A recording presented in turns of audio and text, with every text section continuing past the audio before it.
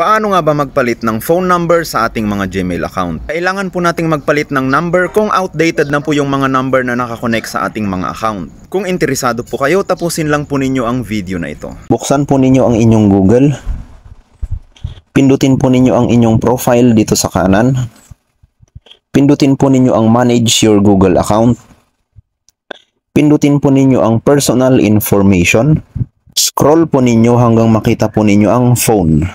Pindutin po ninyo ang arrow dito sa right. Antayin lang po ninyo.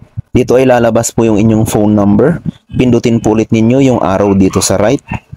Pindutin po ninyo ang pen icon. Pindutin po ninyo ang update number dito sa baba. Dahil nga po magpapalit kayo ng bagong number, dapat po ito ang nakaselect. Use another number. At pindutin ang next.